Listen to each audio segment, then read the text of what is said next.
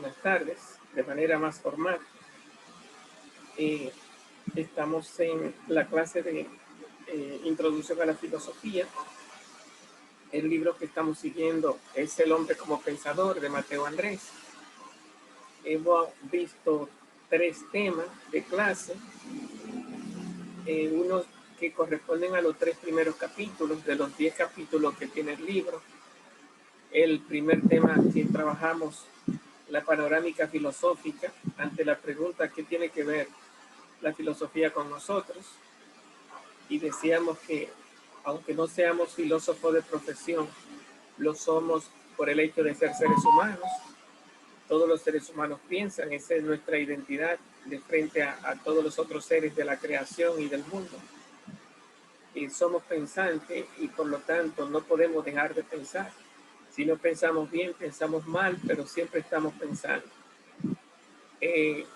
Y esa es nuestra identidad. Si pensar es filosofar, nuestra vida es un ir preguntando y respondiendo, ir pensando, ir buscando respuestas siempre.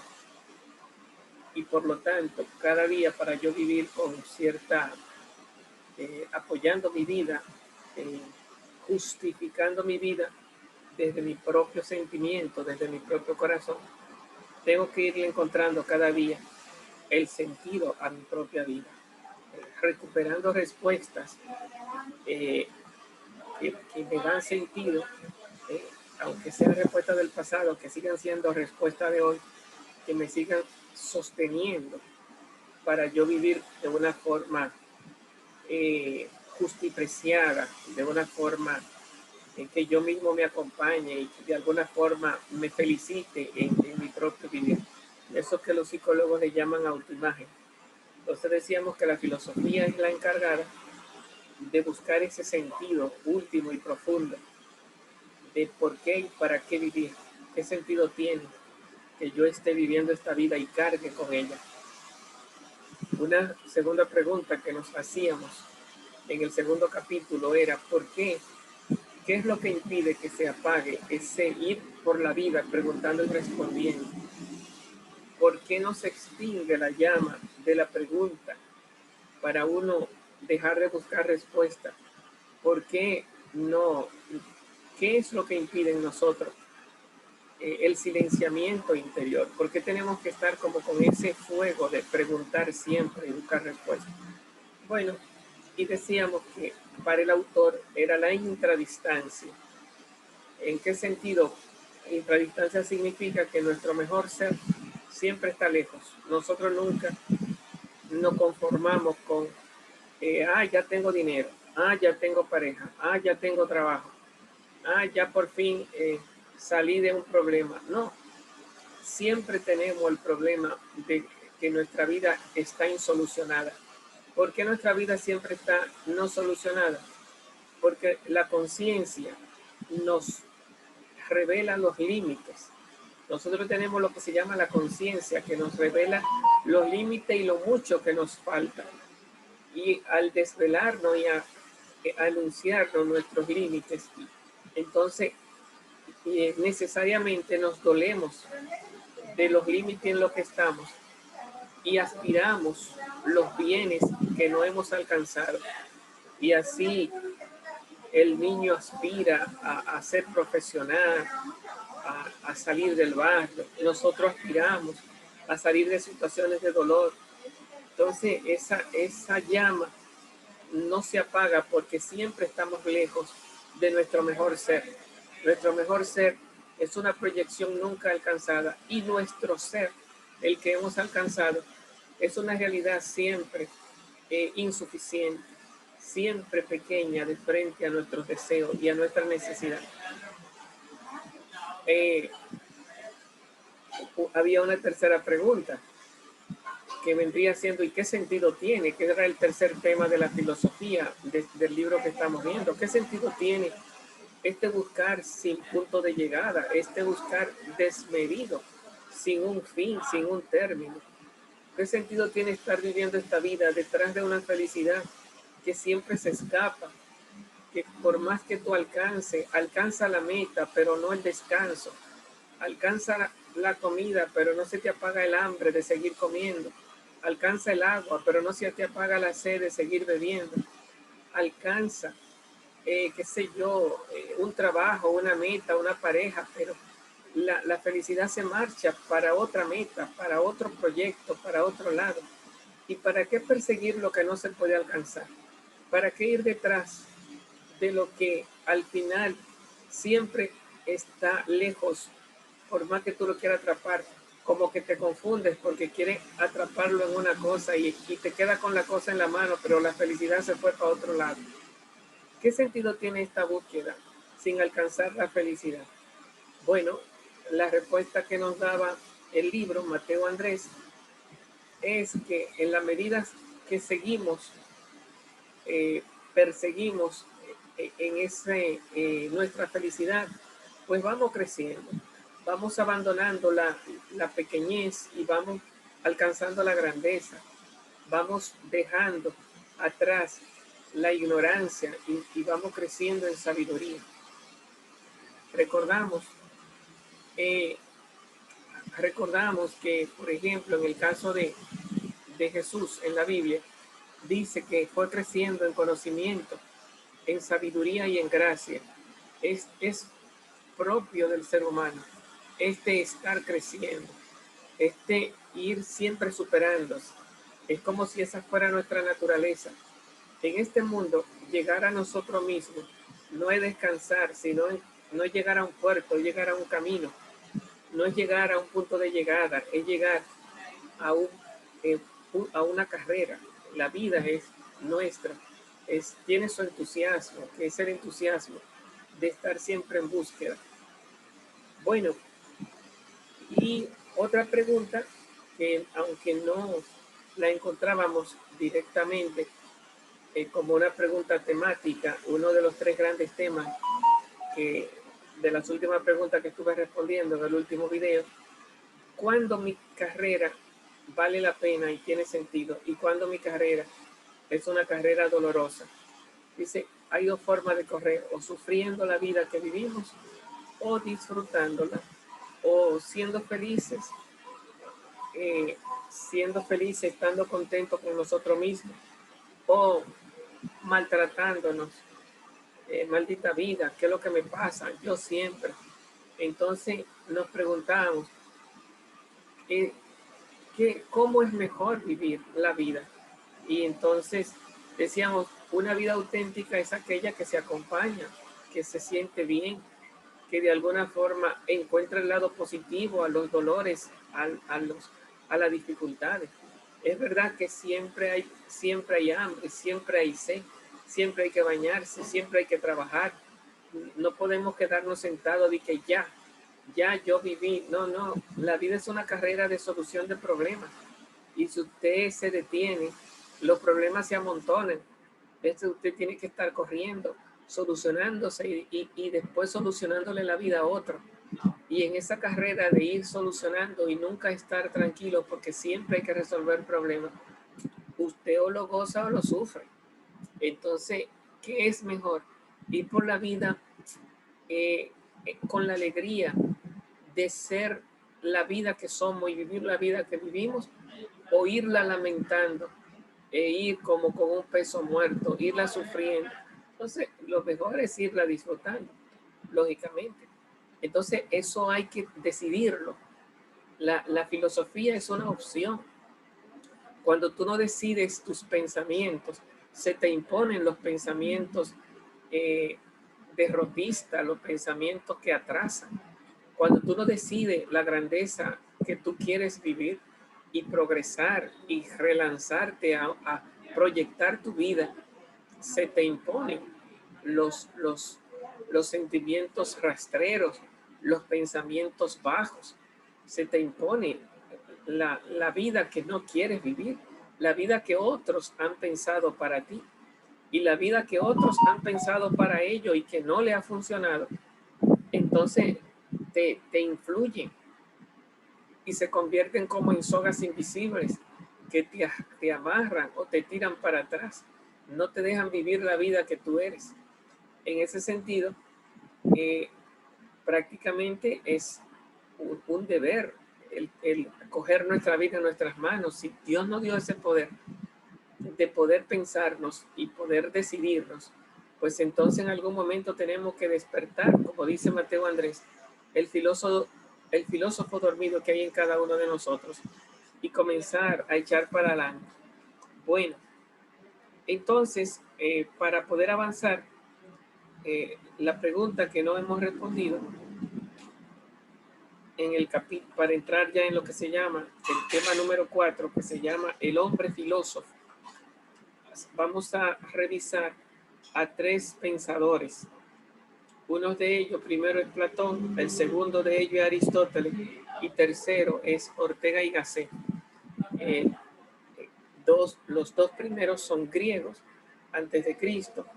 Ya Ortega y Gasset es más contemporáneo, del siglo pasado en España. Entonces ellos nos van a ayudar a pensar un poco en este tema que se llama el hombre filósofo. Y como siempre nos preguntábamos, que hay siempre una pregunta antes de trabajar este tema. Nos dice por lo menos la parte introductoria, ¿qué es el hombre? ¿Qué hay en él para que inevitablemente tenga que recaer en ese modo de actividad que llamamos filosofía? ¿No? Entonces, según la tradición, ya habíamos visto un poco eso, que fue Pitágoras el que dijo amigo del saber. Entonces el ser humano siempre está, el secreto de sí mismo y de su vida, ese secreto siempre está más allá. Entonces, el ser humano siempre es aquel que es intradistante, que siempre está lejos. Bien, entonces, el primero que vamos a enfrentar es al filósofo Platón en esta tarea de, digamos, iluminar lo que significa el hombre filósofo. Así se titula, ¿no? El hombre filósofo, que no sería, por lo tanto, el filósofo del primero que hablamos, que era el profesional, sino todos y cada uno de nosotros. En la página, bueno, ustedes no tienen el libro, ¿no? Pero, ¿qué es lo que de acuerdo a Platón induce al hombre a filosofar? O sea, por qué cada uno de ustedes? ¿Por qué yo? ¿Por qué todos siempre estamos, aunque respondimos esa pregunta, ¿verdad? Siempre estamos pensando. Dice Platón, fue un hombre de su tiempo, vivió en la década de los 30 tiranos y un día escribió una carta. A Platón sufrió muchas cosas porque le mataron a Sócrates. Sócrates era maestro de Platón. Le mataron a Aniceris, un amigo que él tenía. Y a él lo vendieron como esclavo y otro amigo lo compró y lo liberó. Entonces Platón, que era de familia política, entonces, y creía que la política era la respuesta a todos los problemas, la política, cuando ganó el partido de él, entonces la política lo maltrató, lo persiguió, lo vendió como esclavo, le mató a Sócrates, le mató a su mejor amigo. Y entonces es como que cayó en una frustración. Primero esperaba como que la política era la respuesta, la solución a toda la vida.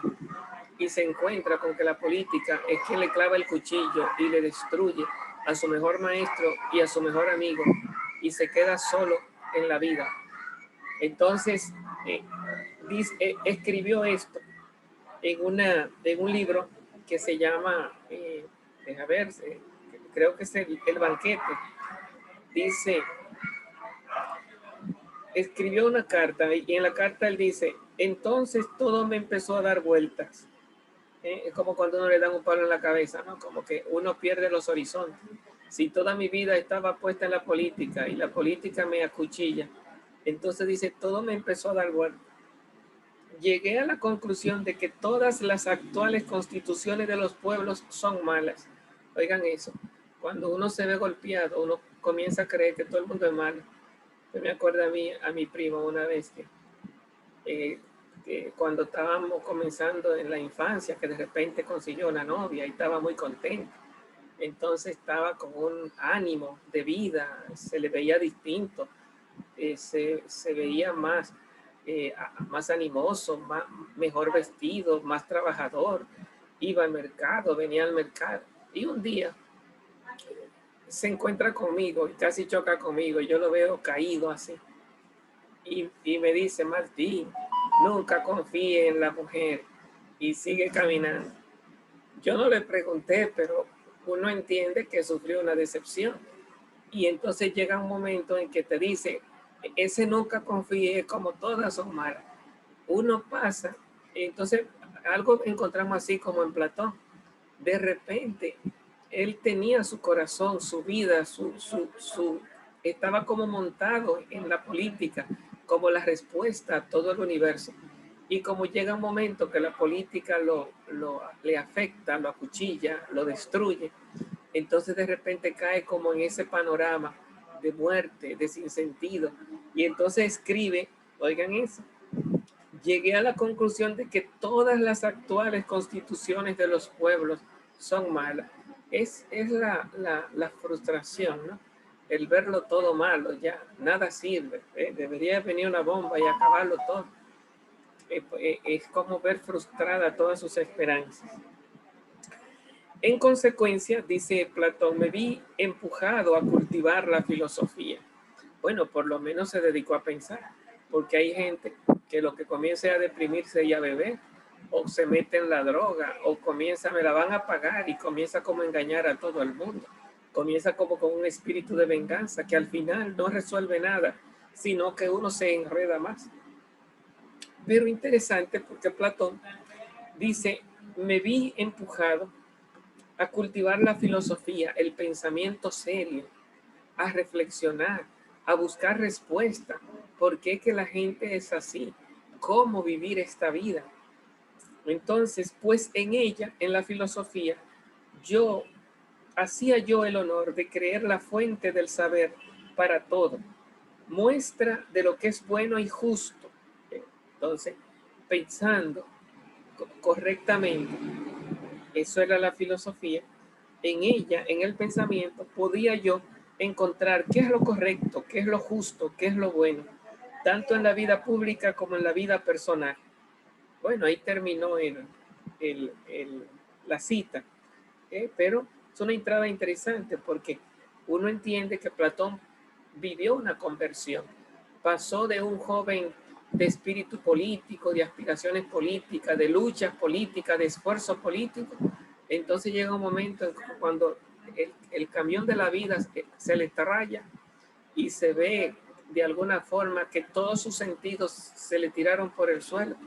Entonces recupera la vida buscando en la filosofía, buscando en el pensamiento, buscando en la respuesta seria, en tener una cabeza clara. Está buscando allí la respuesta. Bueno, eso es la filosofía, ¿no? Tener la cabeza clara, tener los pensamientos claros, saber el valor de la vida, aunque todo se caiga, aunque todo se derrumbe, tener claridad de visión. La filosofía es tener la mente en claro para poder ver claro. Entonces, lógicamente, dice que en adelante Platón tendrá dos guías. Dice, la filosofía libera al hombre de los engaños de la apariencia. Y segundo, la filosofía ayuda al hombre hacia el sí mismo. Es verdadero. Tenemos ahí para Platón las dos funciones, misiones de la filosofía. Interesante, ¿no? Porque si tú te preguntas, si tú fueras donde Platón y le preguntas, señor Platón, ¿y para qué sirve la filosofía? Es una pregunta que estábamos nosotros respondiendo al principio, ¿verdad? Que decíamos para buscar sentido. Entonces aquí tenemos las dos respuestas de Platón. Una de ellas para salir del engaño, salir de la mentira. Porque el ser humano vive metido como en el engaño, en la mentira. Cree que toda la felicidad está en la política. Y cuando viene a ver, no en la política, está en tener mente clara en la filosofía. Entonces uno se pregunta, ¿dónde está la mentira en la que vivimos? Platón inventó un cuento que se le llama, muy famoso, que se le llama el mito de la caverna, donde él quiere decir como que todos nosotros, toda la gente está metida en una cueva, y en esa cueva uno lo que ve es sombra y cree que las sombras son verdad, que esa es la vida. No se da cuenta que afuera hay una vida más verdadera, más real, entonces más iluminada. Entonces la gente vive como en una cueva y ahí creció y cree que las sombras, la oscuridad es la verdadera vida y la bulla y lo que hay en la caverna son los verdaderos sonidos. Bueno, entonces, ¿cuál es la función de la filosofía? Salir de la cueva. ¿Y dónde está toda esa bulla y toda esa oscuridad? Dentro de nosotros. Él, cuando estaba en política, estaba en la oscuridad, creyendo que la felicidad estaba en alcanzar la política. A veces nosotros tenemos toda nuestra vida montada o en una persona, o en un proyecto, o en el dinero, o en el trabajo, o en la carrera que estamos estudiando. Entonces, fácil, uno igual que Platón, uno cae en montar toda su felicidad en una meta, en un proyecto, en un objetivo en la vida. Y por eso nos convertimos en personas asesinas, criminales, malas palabrosas, insatisfechas, porque creemos y sentimos que nos están quitando nuestra felicidad, que están dañando nuestra vida, cuando no nos damos cuenta que estamos engañados. Es como dice Anthony de Melo, si tú tienes un papel en la mano y tú crees que ese papel es un cheque de $1,000,000, si a ti, si a, si a, La versión de chocolate, la si a ti persona de Diola de fruta. vamos a Una de darle chocolate, aquí. una de Si tú tienes un cheque, si tú tienes en la mano un papel y ese papel realmente no tiene valor, pero tú crees que es un cheque de $1,000,000, a ti no hay forma de quitarte ese papel, a ti hay que matarte. Entonces, y si te lo quitan, tú te vas a sentir ultrajado, robado, te vas a sentir que te quitaron la vida, que te despojaron de todo lo que tú tenías. Sí, pero si te hacen ver que realmente ese papel no sirve, que es un cheque falso, que eso no tiene ningún dinero, entonces no hay que quitártelo. Tú mismo lo va a soltar sin necesidad de que te lo quiten. Bueno, pues entonces algo parecido. Cuando uno cree que todo el valor de la vida está en lo que uno cree, entonces uno, cuando se ve afectado, uno se convierte en toda desgracia. Y realmente, según la psicología, somos desgraciados porque tenemos nuestra vida montada en la afectividad y tenemos nuestra esperanza montada en un dolor, en una alegría que nos quitaron, qué sé yo, en un trauma. Esperábamos que pasara esto y no pasó de esa manera. En ese sentido, no vivimos la vida que somos, sino vivimos la vida que creemos.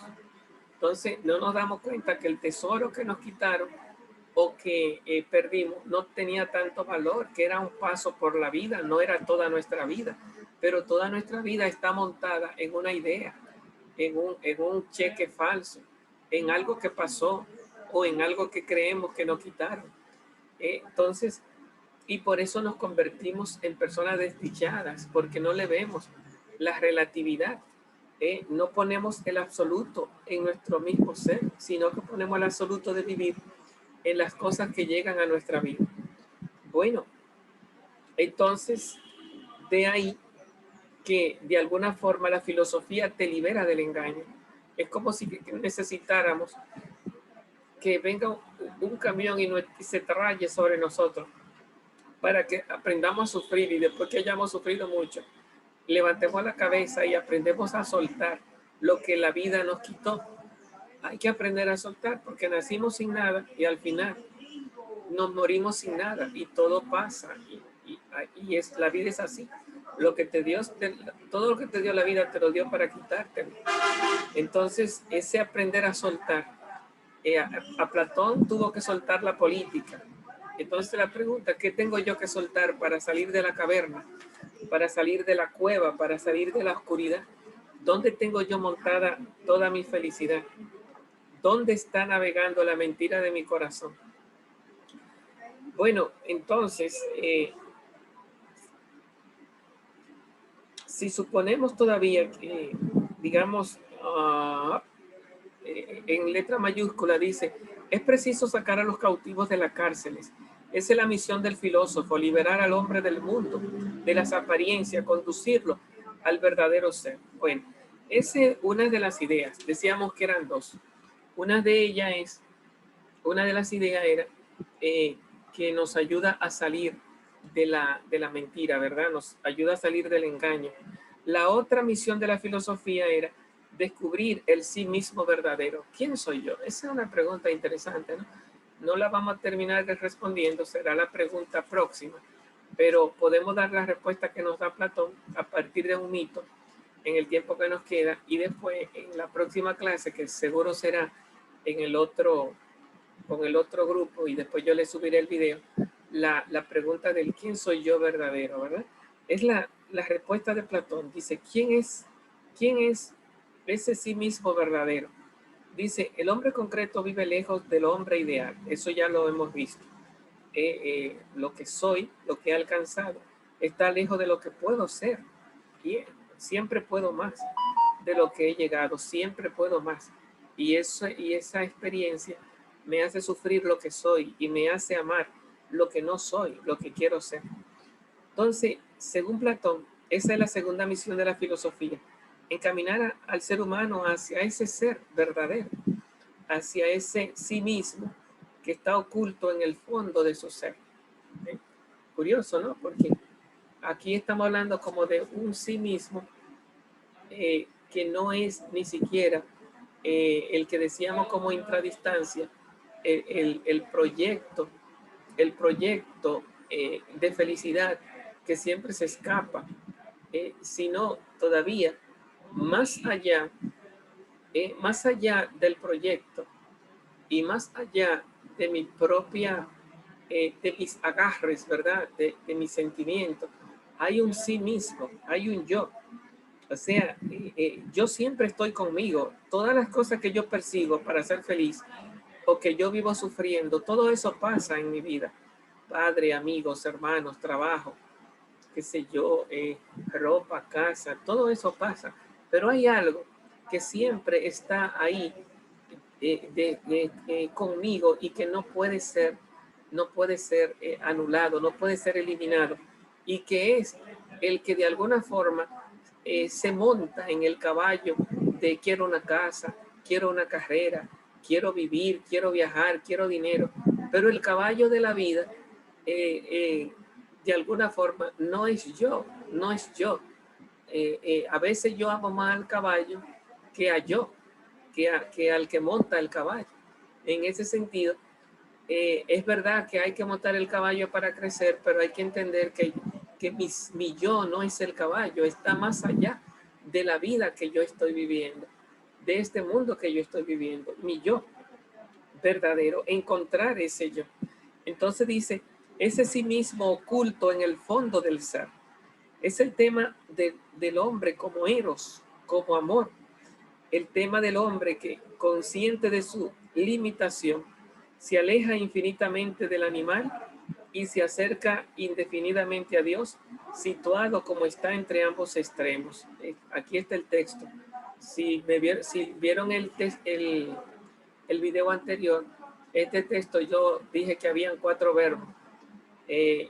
Y aquí están, y aquí está el texto, digamos, tal vez no como yo lo dije, pero sí como lo dice este autor, ¿verdad? Y dice, sí mismo verdadero, oculto en el fondo de su ser. Es el tema del hombre eros, como amor, el tema del hombre consciente. Ahí está la palabra, consciente es el primer verbo. Consciente de que de su limitación. Se aleja, el segundo verbo. Se aleja infinitamente del animal, de la pequeñez, y se acerca, el tercer verbo. Se acerca indefinidamente a Dios. Y el cuarto verbo, situado como está entre ambos extremos, ¿no? Entonces los 4 verbos son, que siempre se me escapan, consciente, se aleja, se acerca, situado.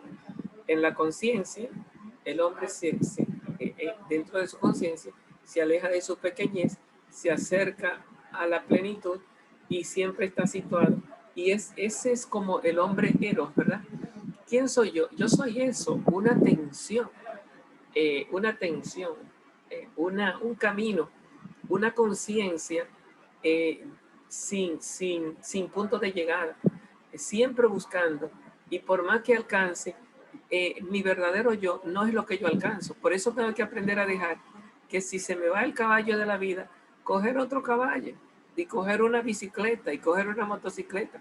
La vida, yo la traigo conmigo, mi felicidad, yo la traigo conmigo.